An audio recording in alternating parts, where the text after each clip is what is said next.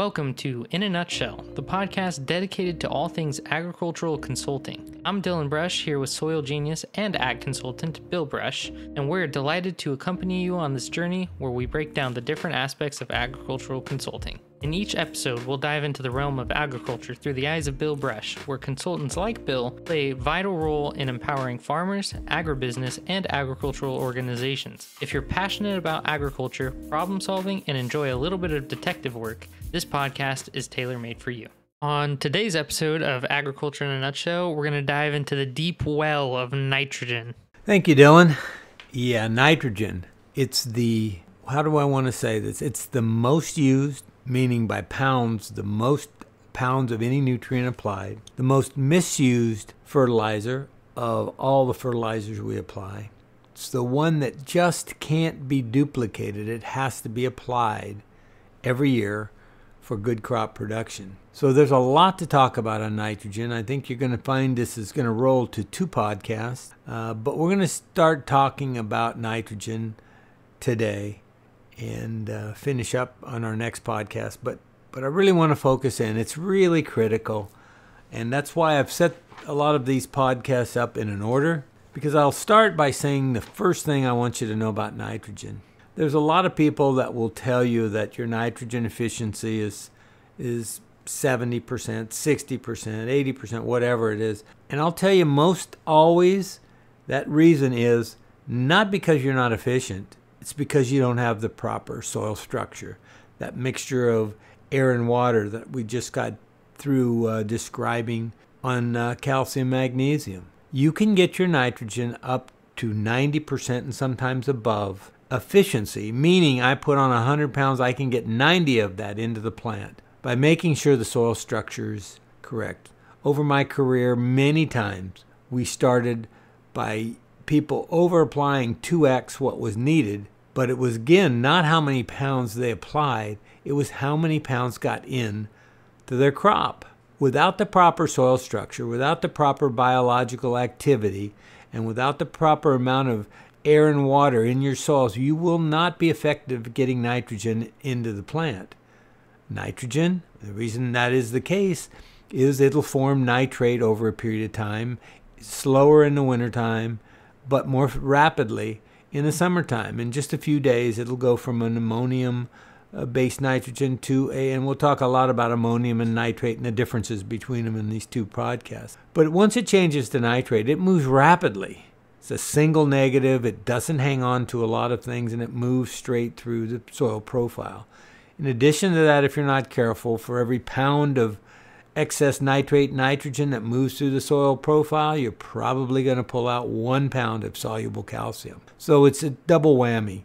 Basically, 1, you don't get the utilization of that, and it further ruins your soil structure by pulling more calcium out. These places that I saw 2x of the amount of nitrogen applied to what the plant really needed for the size crops we were producing, you basically were able to mitigate that by getting the calcium number up, getting the magnesium down, and beginning to back off the nitrogen. In a lot of places, there were crops that were getting 350 to 400 pounds of nitrogen when they needed about 200, and we had them down to about 180 pounds of nitrogen, and their efficiency was way up.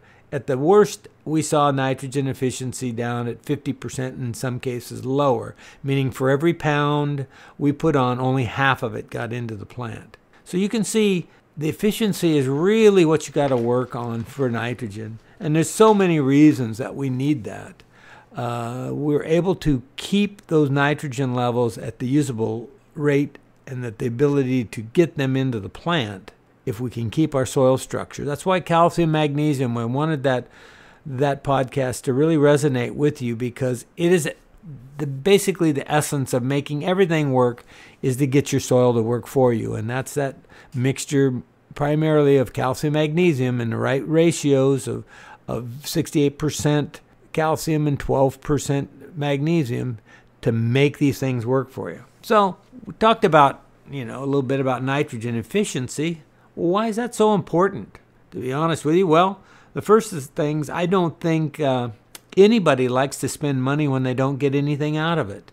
And that is essentially what you do when you have lowered your efficiency on nitrogen uptake. So you got to add more nitrogen into your program every year, which is an annual expense for all your growing crops. No matter what you grow, you have an annual expense tied to that nitrogen. But you can reduce costs if we can get a greater efficiency of your nitrogen. And even on top of that, you do that also with improved yields. You improve your plant health.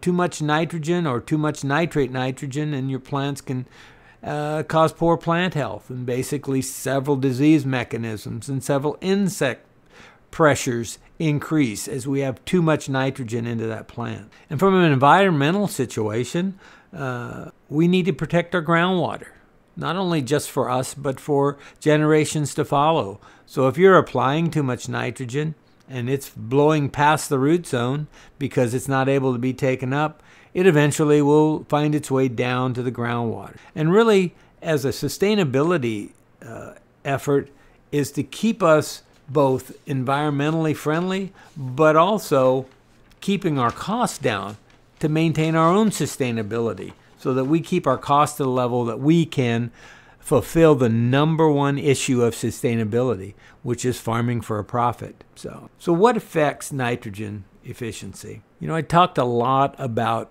that soil structure, and it probably has the greatest effect on efficiency as anything. But after that, the next thing we want to look at is the timing of that application. You know, what's the plant's need? When do we want to apply it? And the timing of that application really affects that nitrogen efficiency too. You know, I always say, well, the plant needs 200 pounds and we'll just take a date, May 1st, and I apply 200 pounds of nitrogen.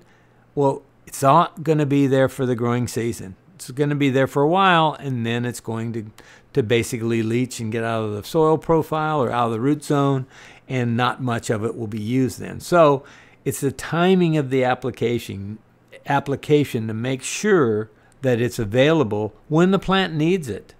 And you can change that by the type of nitrogen you use. And we're going to talk a lot about this over these two podcasts, because a lot of people don't spend enough time looking at what type of nitrogen am I using. And I don't mean by, am I using CAN 17? Am I using UN 32?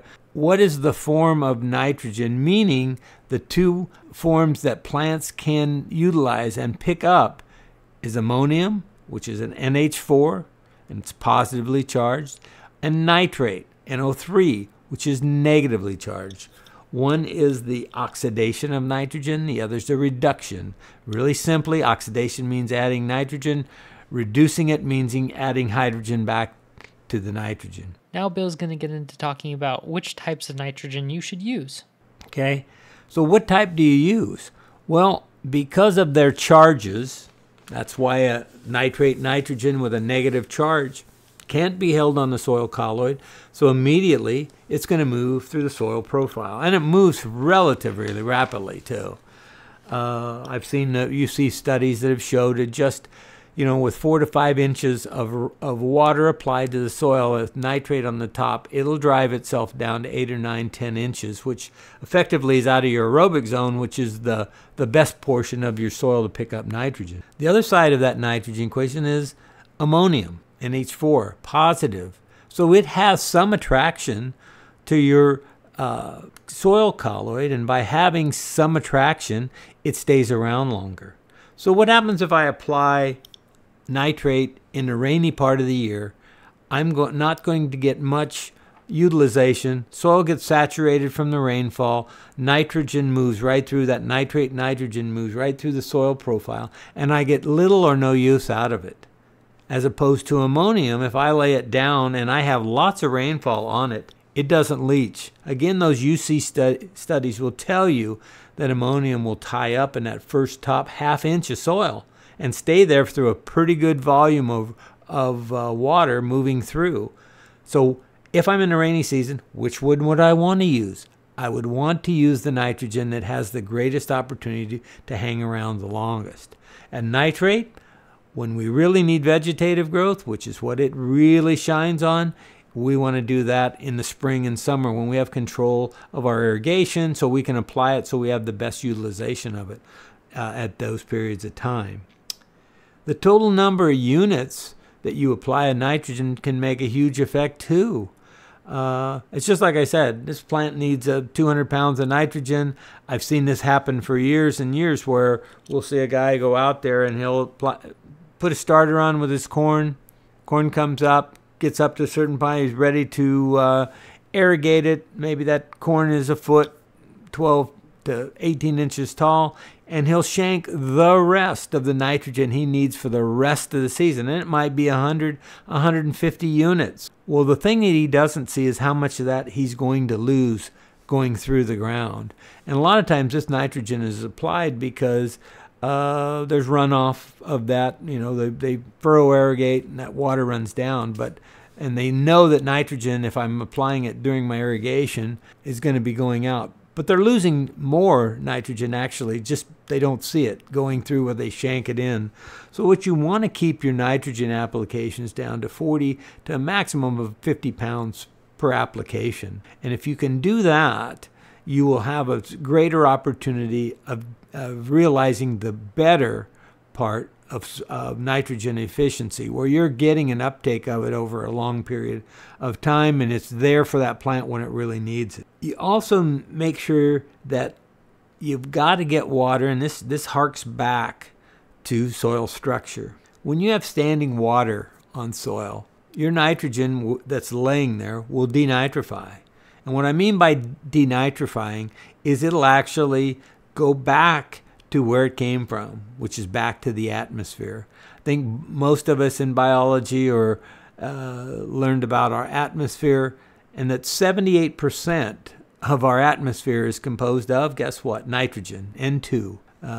And then we have about a 21% of our atmosphere is oxygen, and we got about 0.04% carbon dioxide, 2 to 3% water vapor, depending on what time of year, and some other gases like argon and neon, and have some hydrogen, because hydrogen and oxygen, of course, would make that water vapor. So that's what's in our atmosphere. So most of the nitrogen that we see in today's agriculture is coming right out of the atmosphere, of that 78% nitrogen in the form of N2 in our atmosphere. And a lot of it is basically drawn in by a process mixed with a burning of natural gas and adding more hydrogen to that N2 and making an NH3, or anhydrous ammonia. And that's the building block for almost all the commercial nitrogens you see.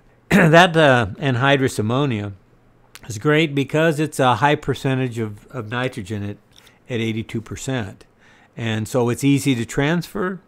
It's difficult with the vessels that you need, but you can move a lot of nitrogen in terms of pounds in a vessel, as opposed to getting something that's cut down to 28 to 32%, or all of the other things that you have to do, or even urea at 46% is only just a little over half the amount. So when you move a ton, you move 82 pounds, and you move a ton, you move 46 pounds. So with the costs of moving things and the amount of fuel it takes to transfer products across the U.S. and around the world, those high concentrations are very important to us. Okay, so when we get that standing water in a field and it denitrifies, really what you're doing is a lot of these they'll go back from nitrate to ammonium to ammonia, and when that ammonia gas is off, it'll find some oxygen and basically make water molecule and N2, or basically the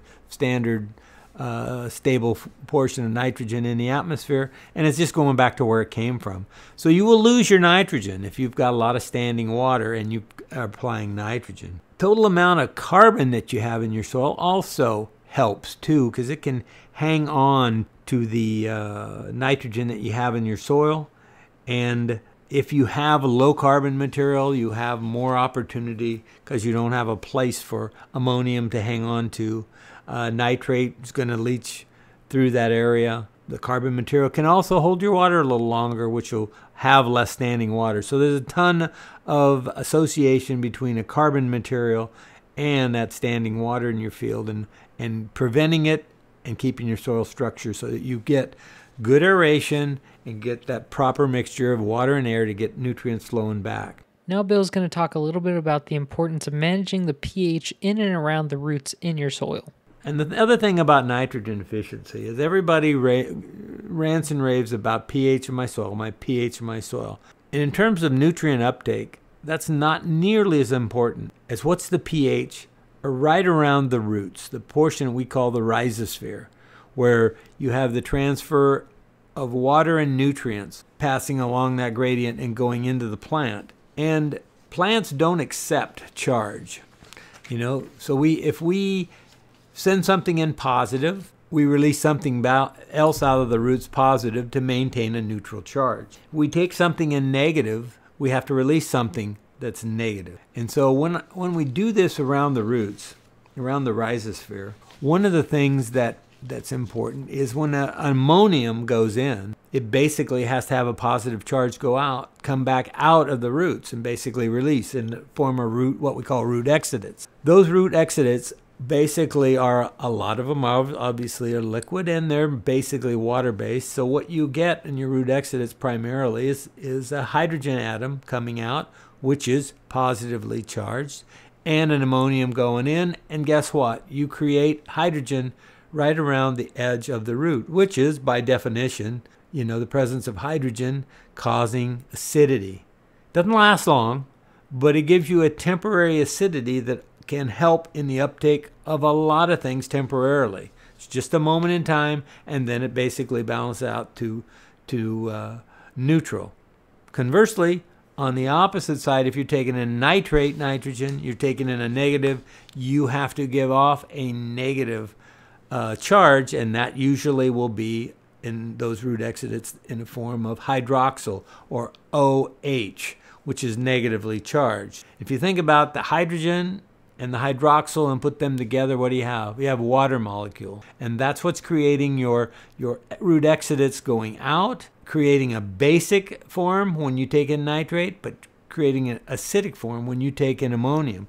And this is really important at certain times of the year when you want to get in nitrogen, particularly into that plant, at times that you would think would not be as necessary. The other thing that's important about nitrogen is most of the people initially apply it too late.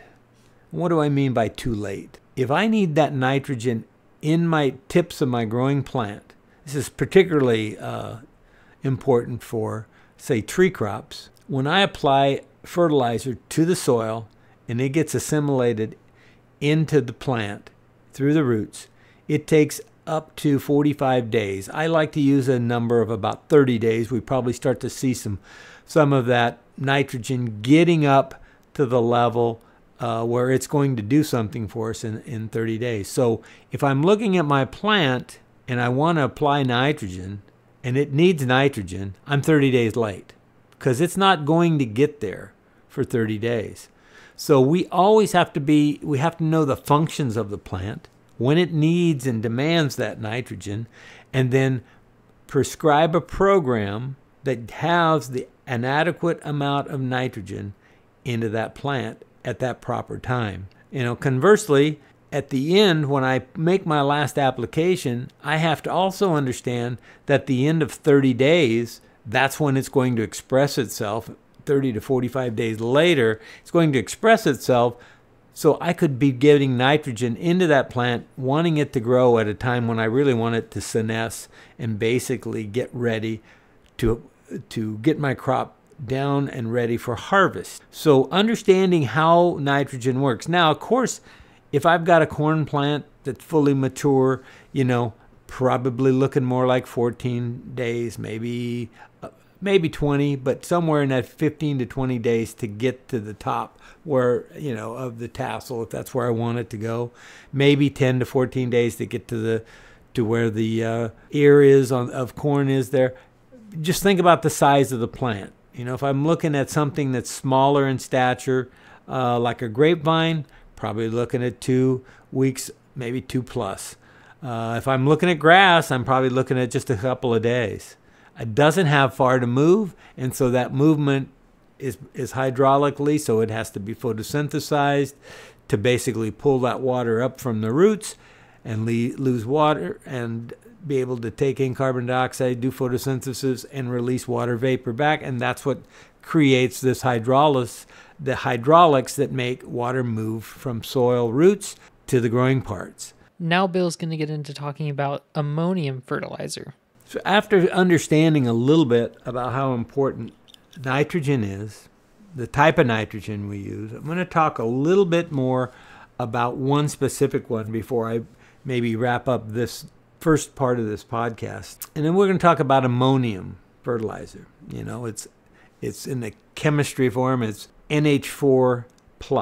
So it's positively charged, which is a really important thing because it can be held on clay particles or clay colloids, even actually be held on the plates that are there that aren't actually the colloid. And the other thing about NH4 that is important, or ammonium, is it promotes reproductive growth. I want that to sink in a little bit. When you're applying fertilizer early in the season and you're trying to build up ammonium nitrogen in your plants and all of the things that it forms in the roots to promote reproductive growth, isn't that what you want?